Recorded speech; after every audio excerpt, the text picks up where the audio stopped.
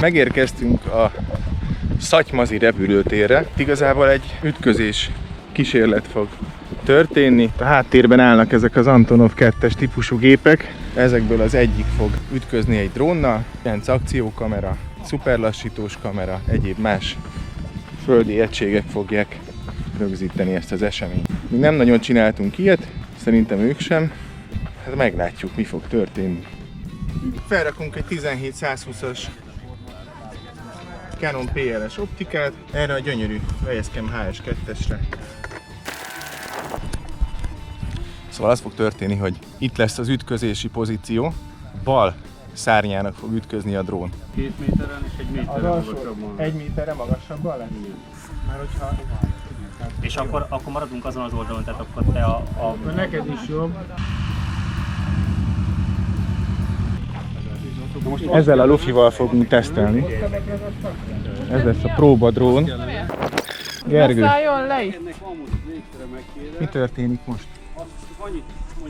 Most feljelöljük a későbbi mérések érdekében erre a célszányra. Tehát itt fog ütközni, Valahol ezen a részen. valahol ezen a részen fog ütközni a drón. Félszányon jelöléseket teszünk föl. Akkor ott pilótánk van, több mint 21 ezer repült órája van, de... Csinált már ilyet valaha valaki? Ez a világon az első ilyen eset, hogy nem laboratóriumban, hanem éles környezetben próbál valaki drónos éles ütköztetést csinálni. Nem, viszont rá lehet kötni még egyet. Egy ilyenben még szerintem meg vagyunk, és ebben még bele tudtok kroppolni annyit, És a hogy... szárny az, hogy néz ki, hogyha... Annyi látszik, aha, ez... Beszéljük meg, vagy ott látjuk valahogy. jó, akkor neked megvannak Most az van, átbeszéljük a plánokat, ami csak nem egyszerű, mert 14 kamera fog forogni egyszerre. Ő a kis madarunk, ő pedig itt a stáb. Figyelj, hát... ha mi... Egy kicsit odébb. Nálad van 4, nekünk van 5, Gergő, neked mennyi? 4. 9. Igen, hogy ezt a részt lássa. Igen. Ez a célterület. Tehetünk egy olyant, ami lefelé néz, és ezt a részt látja. Igen. És akkor elméletileg azt is meg lehetne, hogy oda arra a csőre rátenni, és akkor... Bal szárnyprofil fog ütközni. Amúgy a kísérletben 100 km/h fog haladni a repülő.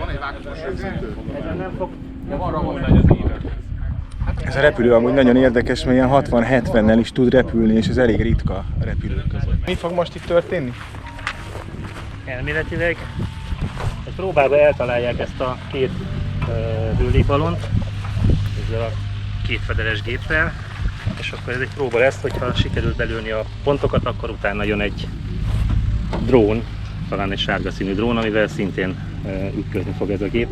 Elméletileg ilyen még nem csináltak a világon, legalábbis direktben biztos, hogy nem. Technikailag az történik, hogy megkeressük a kamerapozíciókat. Most megvoltak az akciókamerák, hogy hol rakjátok az akciókamerákat. Próbáljuk biztonságos helyre, meg minél jobb helyre rakni őket. Egyébként meg a lassítós kamerának fogjuk megkeresni a pozícióját. 2000 kocka? 2000 kocka.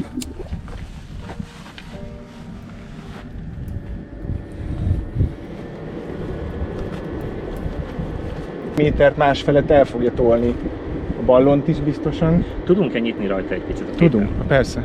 Fordulok a gépnek, mert ez leesik, ennek vége. Ezt úgyis te ki fogod tisztán felvenni, hogy leesett ott a földre. Nekünk úgy van, hogy 8 másodperc A hasznos idő. amit rögzítünk. Igen. Amit rögzítünk. 8 másodpercen belül történik. Én a crash után fogom megnyomni egy olyan 1 másodperccel. Értem. Tehát crash, és utána. Utána vissza tudsz dolgozni.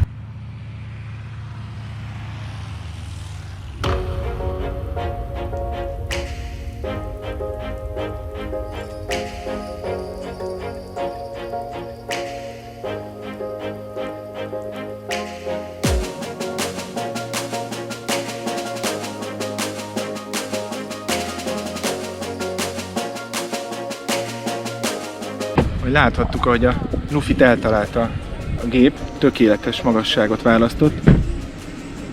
A kamera is jó szögben állt, a felvétel is jól sikerült, nagyon várjuk, hogy mi fog történni az eszközzel, amit széjjel csap a szárnya.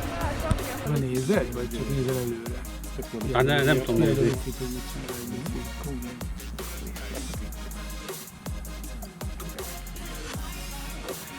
Jó, ez volt a legutolsó. Igen. Kettőt mentél, az első csak áthúztad. Ja, az első csak áthúzás, jó. 20 centivel mentél fölött, nem sokkal. A lufi nem mozdult el a drón se fog. Igen. Akkor pont ugyanilyen magasan kéne legyen. Ugyanilyen magasra. Jó, ne tegyük magasabbra. Ne tegyük magasabbra, mert így, hogyha az extra. Figyelj! Ezzel így fejbe csaplasz. Nem szervényi.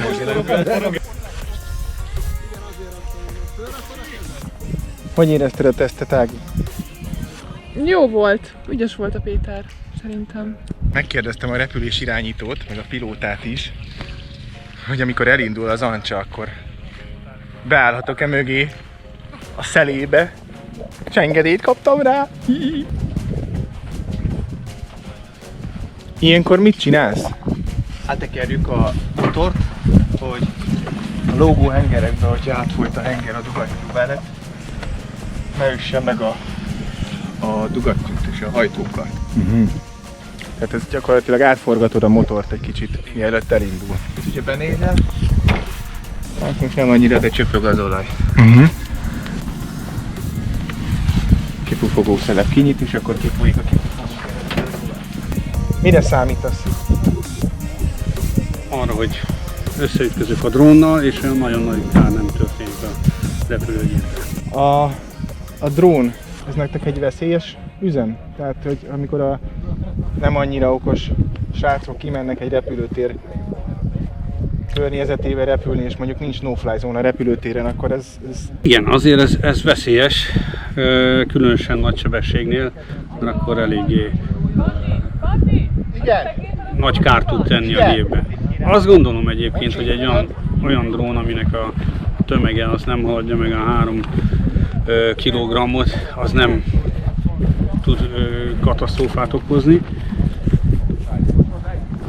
de minden ugye a tömeg és a sebesség függvénye.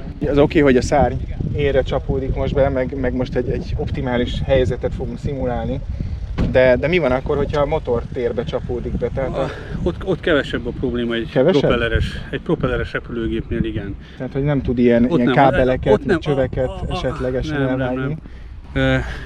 Ez a veszélyes igazából a gázturbinás gépeknél, a nagy gépeknél. Ott viszont nagyon nagy veszélyt jelent. Tehát, hogyha ott bemegy a gázturbinába egy ilyen szerkezet... ott eleve ugye az approach sebesség az ilyen 130-150 csomó között van általában, sőt a heavyeknél ott még e fölött is van, és akkor ott már komoly problémát okozhat egy kisebb drón. Csináltál már ilyet valaha? Nem.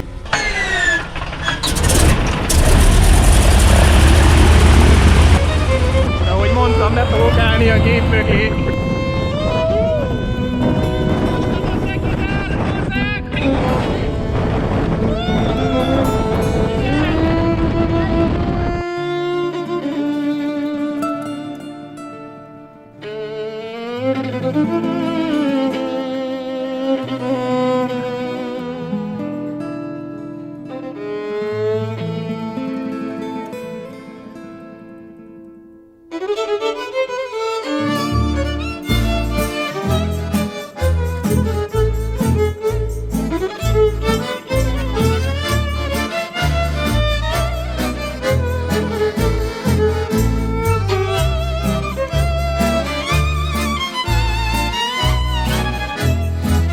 De még milyen szépen tartja a magasságot, így is, nem? Szóval ezt a pontot talált el két szárny között, középen. Itt kellene. Te ilyenkor nézed, hogy egyáltalán nem, csak a repülés. Csak a periférikus látásból. Lejjebb vigyük a drón. Ne. Maradjon ugyanitt. Ne, maradjon ugyanitt, mert a drón is mozog, én is mozgok, mind a kettőt mozgatjuk, akkor csak hogy a majd. drón mozgassuk, vagy fel akar.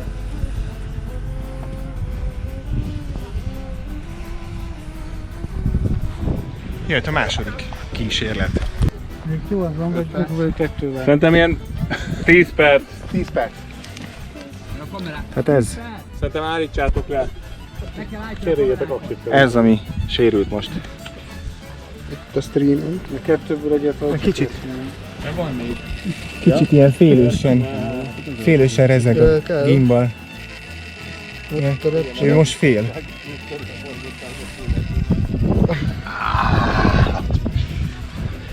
Jó. Sikerült a fantomos felvétel is amúgy? Szembeálltál a géppel? Szemben álltam a géppel, így van, és az SD kártyán levő fájl az sérült a nagyütődést követően, viszont a telefonon, amit cache-ben lementett alacsonyabb felbontású videó, az megörökítette egészen addig, amíg becsapódás meg nem történt. Ezt a gépet az előbb... Az alsó szenzora már nem annyira működik, mint újkorában, de alapvetően... De ezt a gépet elütötte most egy repülő. Így van. És ahhoz És képest... ahhoz képest még mindig repülő.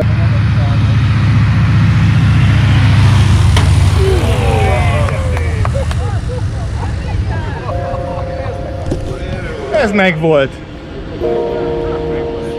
Ennek hangja is volt. Ja. Tudja, hogy a szárnyal találta el. Gyorsan cseréljük, mert légkavart.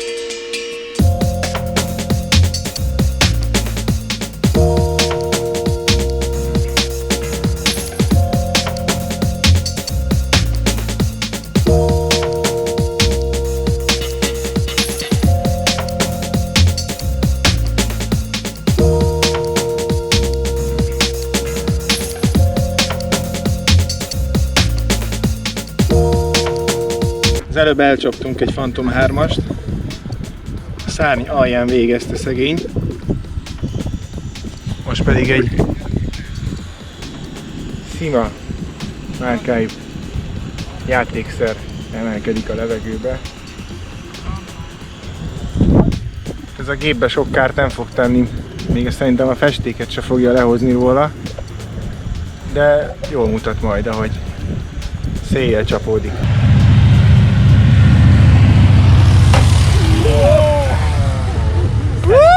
Telibe. Na hát ez úgy néz ki, hogy A rúggal ez is, nem? Nem, ez a szárny volt szerintem, és ketté szakította. Szárny volt? Kongot hallottam a hangján.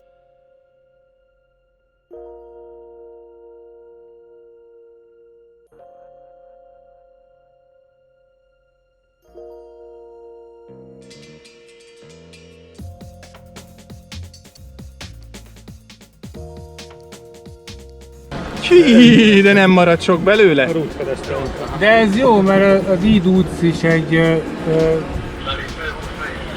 nem, idúc. Megtekintjük, mi maradt a Sima. Következő paciens. Az melyik az a másik Phantom? Mi maradt belőle? Hát nem sok. Ez Gariba még elmegy szerintem simán. Jaj. Mondjuk a DJI-nak akarom mondani a Simának. Azzal valamit elvágott? Figyelj, az egyik pitotcsőnek a kábel el van vágva. Az nem baj? Nem baj, csak egy hőmérő. Csak hőmérő, akkor jó. Azért ez a kis Sima is elég komolyat oda csapott. Itt pedig látjátok, hogy az előző kísérletnél a Phantom 3-as milyen sérülést okozott a gépen. Azért ahhoz képest, hogy 1,6 kg szépen végighúzta az alját. Itt látszik. Elindult a bulivonat, mi meg rajta vagyunk.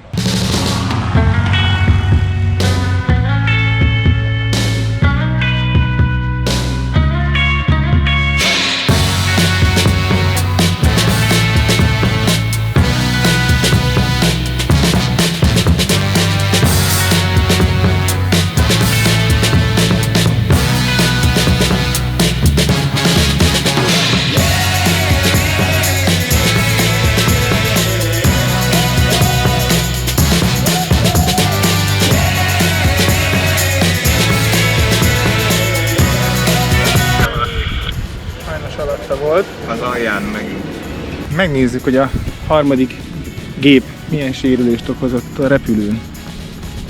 Az előző kettő azért az elég durván oda csapott. Ugyanúgy az alján, nem? Aha, ó, az igen. Azért ez komoly. Ez már komoly. Ott egy kicsit a vászon. Ezért ez szép. Ez itt már látható a sérülés. Hát van itt nem bazeg, össze-vissza basszuk már a repülőt. Itt valószínű az a motor lehetett, ami kikapta. Ez a mostani? Ez a mostani, aha. Azért ez kapott. Ez kapott. Itt végig szépen húzta, kiszakította a vásznat. Igen. Meg itt is, nézd csak. De van, itt látod. Igen, az az első. Az első. Az első. Az itt találta el, tehát a belépőre nem ment be, pedig ott. Igen, tehát azt jelenti, hogy ezek a Innen 2 kilós drónok, ezek nem olyan veszélyesek, inkább itt azon kettőre. Mit fogsz ezzel csinálni? Ezt nem sokára belevezetem az ancsának a propellerébe. Csak úgy? Hát csak úgy, hát még be lesz kapcsolva. Először is. Sok marad majd belőle? Hát nem hinném, tekintve azt, hogy mennyi maradt a másikból, amit csak a szárny talált el. Jó, de ahhoz képest ilyen kis finom kis szerkezet elég nagy sérülést okozott az ancsának a szárnyán, nem? Igen. Tehát azért... Ez látszik, hogy ott egy helyen a kompozitot is, amikor teljes teli találat volt, akkor a kompozitot is beroskasztotta, meg ugye el is vágta az egyik vezetéket, úgyhogy... Jó. Kíváncsian ez egy várjuk, kicsit csapabírókból szint. Oda fogunk belevezetni egy drón.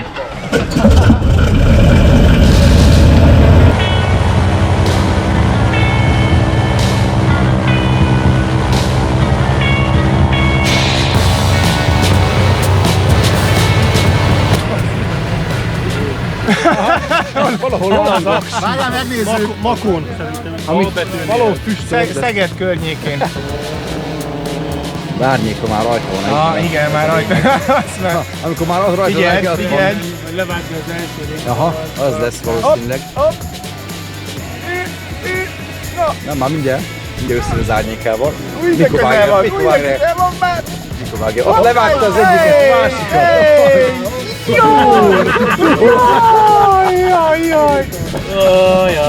Jaj! Konkrétan szeleteltem. Ez nagyon Itt találtuk el? Ez a karc, ez az? Igen, meg a többi is, ha megnézed. Júj. Hát ezzel van a legjobb. Nem sok maradt a... Ilyen pici, apró kis darabkák maradtak belőle. Itt lehet látni, hogy